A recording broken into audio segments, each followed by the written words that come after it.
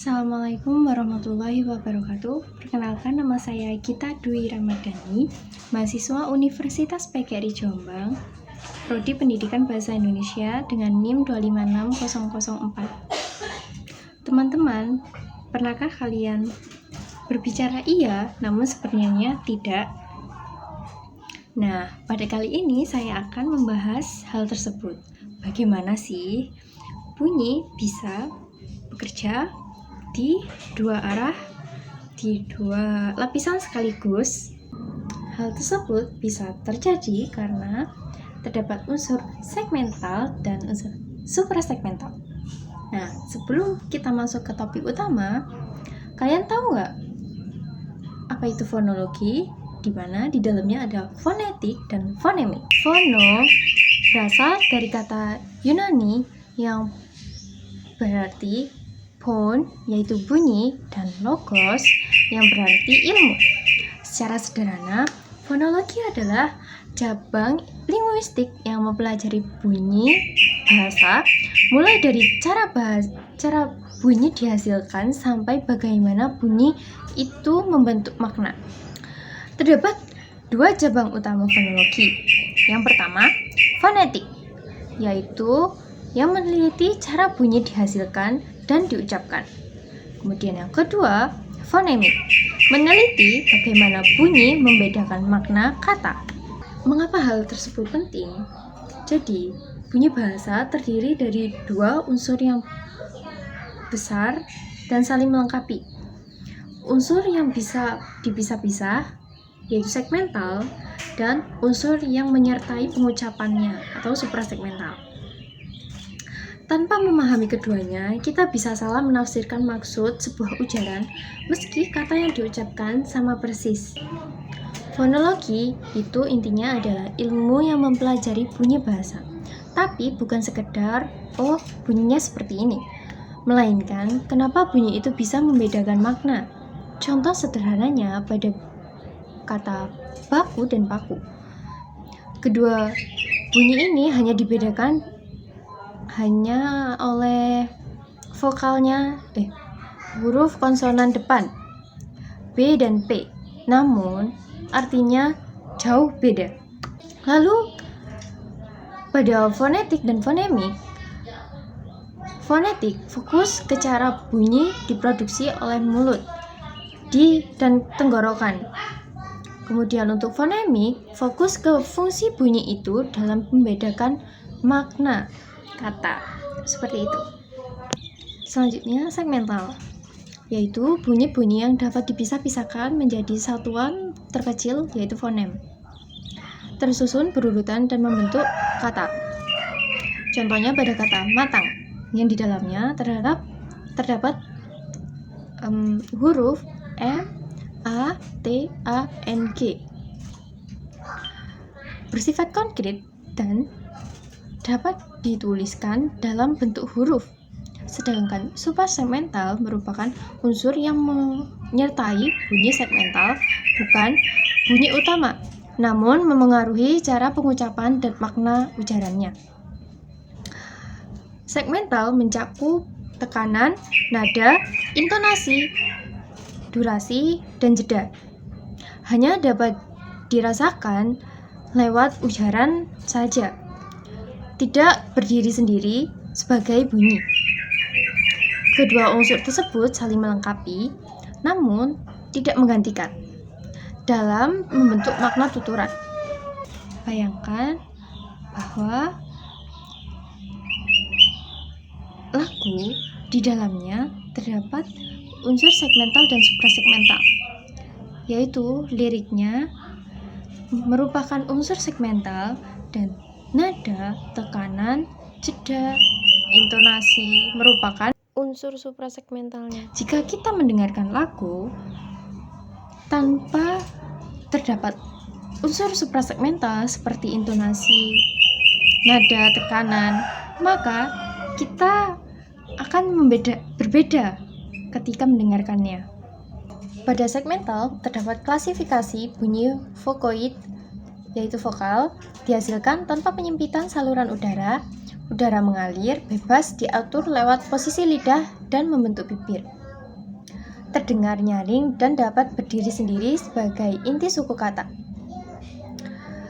Vokal A pada kata makan, vokal I pada kata minum, dan vokal U pada kata lupa.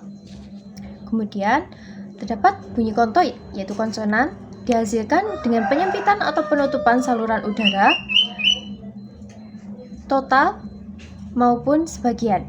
Jumlahnya lebih banyak dan umumnya butuh vokal agar dapat diucapkan jelas.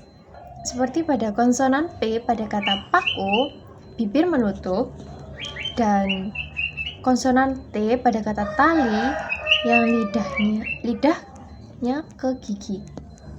Kemudian vokal S pada kata sapu, udara, bergesekan. Klasifikasi selanjutnya, pita suara yaitu bunyi mati. Bunyi mati merupakan tak bersuara atau tidak bergetar.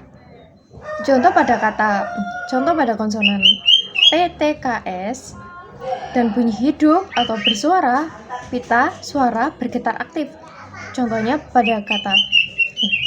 pada huruf B, D, G, Z.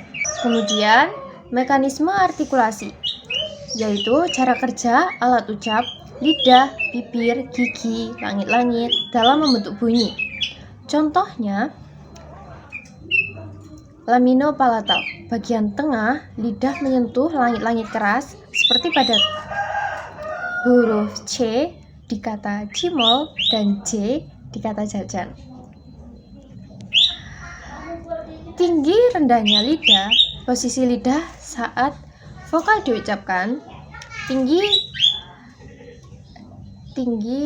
dekat langit-langit, sedang atau rendah. Memegang kualitas bunyi yang dihasilkan. Contoh, O, posisi lidah agak tinggi pada kata S woles. Dilafalkan S woles. Selanjutnya unsur suprasegmental. Suprasegmental adalah cara kita mengucapkan, bukan apa yang kita ucapkan. Ia melekat pada suku kata, frasa, bahkan kalimat, dan sering disebut juga unsur prosodi. Bedanya dengan segmental, perbedaan tekanan, nada, atau intonasi bisa mengubah maksud sekalipun bunyi segmentalnya identik. Komponen unsur suprasegmental ada 5, yaitu tekanan, nada, intonasi, durasi, dan jeda. Yang pertama, tekanan. Tekanan adalah penonjolan bagian tertentu dalam ujaran lewat pengucapan yang lebih kuat, panjang, atau jelas. Contoh pada kalimat, dia pergi sekarang. Dia fokus pada pelakunya, menegaskan bahwa dialah yang pergi, bukan orang lain. Kemudian pergi, fokus pada tindakannya, menegaskan bahwa benar-benar pergi, bukan sekedar berminat. Dan kata sekarang, fokus pada waktu yang menegaskan kepergian terjadinya saat ini, bukan nanti. Kemudian nada, yaitu tinggi rendahnya suara ditentukan frekuensi getaran pita suara, makin cepat getaran, makin tinggi nadanya.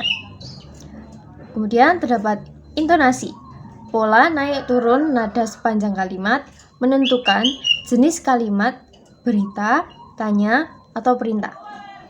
Kemudian yang keempat, durasi, lamanya bunyi diucapkan, seperti lama sekali versus lama sekali, menunjukkan emosi kesal atau bosan. Kemudian yang terakhir, jeda atau pause, hentian sejenak dalam tuturan, seperti pada seperti kalimat makan ayah, beda makna dari makan ayah tanpa jeda.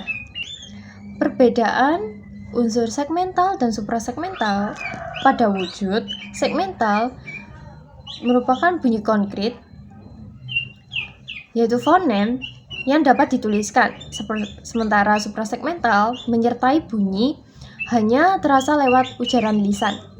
Pada aspek sifat, segmental dapat dipisah-pisahkan dan linear, kemudian suprasegmental melekat pada suku kata, kalimat atau tak terpisahkan. Pada fungsi, segmental membedakan makna leksikal kata, sementara itu suprasegmental membedakan makna kontekstual dan pragmatik kalimat. Kemudian, aspek sifat fonemis, segmental selalu fonemis, tiap perubahan fonem mengubah makna. Sementara itu suprasegmental tidak selalu fonemis dalam bahasa Indonesia. Mengapa topik ini relevan di era digital? Karena komunikasi di era sekarang tertulis di media sosial. Suprasegmental tidak hilang, ia hanya bertransformasi menjadi simbol visual, sebab penutur tidak bisa benar-benar mengucapkan tekanan, nada, atau jeda. Mereka menciptakan padanan tertulis untuk menggantikannya. Contohnya, pada penekanan, huruf menjadi kapital semua. Seperti contohnya, nggak usah sok tahu. Nah, nanti akan diberikan tanda seru yang berulang. Kemudian pemanjangan durasi akan diberikan tambahan huruf seperti penggunaan huruf kata WKWKWK. Kemudian yang ketiga, jeda atau intonasi naik yang berubah tanda baca seperti titik-titik, tanda tanya berulang, atau emoticon. Kesimpulannya yang pertama, bunyi bahasa terbentuk dari dua unsur yang saling melengkapi, yaitu segmental dan suprasegmental. Yang ketiga, segmental membedakan makna leksikal kata, sementara suprasegmental membedakan makna kontekstual dan nuansa kalimat. Tanpa segmental, ujaran tidak punya bentuk yang jelas. Tanpa suprasegmental, ujaran terdengar datar dan rawan disalahpahami. Pemahaman kedua unsur ini penting untuk keterampilan berbicara, menyimak, dan menganalisis ragam bahasa termasuk bahasa digital masa kini. Intinya, bunyi bahasa tidak sesederhana yang terlihat. Terdapat dua lapisan yang bekerja bersamaan, yaitu segmental sebagai bahan dasar dan suprasegmental sebagai cara kita membungkus makna di dalamnya. Tanpa keduanya, komunikasi kita tidak akan sekaya sekarang. Sekian, terima kasih. Demikian yang dapat saya sampaikan.